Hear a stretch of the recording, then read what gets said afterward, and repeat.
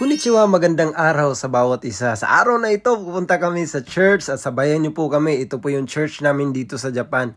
Kasama ko ngayon ang aking asawa dahil nga malamig na dito sa Japan. Naka-jacket na kami, makapal na yung sinusuot namin. Sa araw na ito, maybe 8 or 10 degrees Celsius na ang lamig dito sa Japan, katulad ng ref nyo dyan sa Pilipinas. By the way, from our apartment to our church, mga nasa 1 hour and 30 minutes siguro yung travel namin. Ito, maraming beses kami palipat-lipat ng train, and dahil nga wala pa kaming sasakyan, pero alam nyo ba na mas maganda pa nga yung wala kang sasakyan dito kasi nga ang Tokyo ay isa sa pinaka-crowded din ng lugar. At ngayon andito na kami sa kalagitnaan ng aming travel papunta sa church.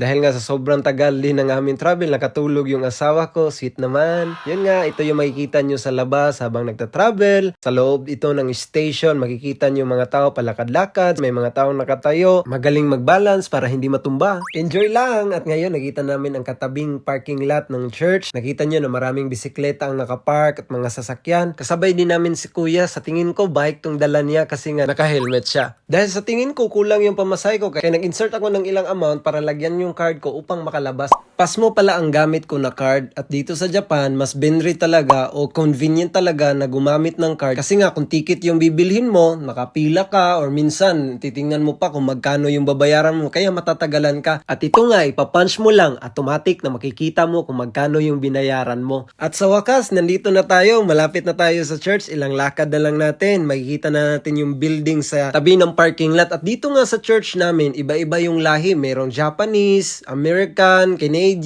Myanmar din, from France at iba pa, at kasama na ang mga Pilipino dito. At ang aming pastor naman dito ay isang Black American at ang kanyang wife naman ay isang Japanese. Dito sa church, dalawang lengguwahe ang aming ginagamit, ang English at ang Japanese. Kaya nga kung gusto mo mag-aral ng English or ma-improve yung Japanese mo, pwede kang bumisita dito. At higit sa lahat, matutunan din natin ang salita ng Diyos. At ito nga, nandito na tayo sa building. Pupunta kami ngayon sa 3rd floor, kasabay ng asawa ko, makulit din minsan. At yan, meron ding hagdanan na pwedeng dyan ka dumaan. By the way, ang pangalan pala ng church namin dito sa Japan is Japan Kingdom Church.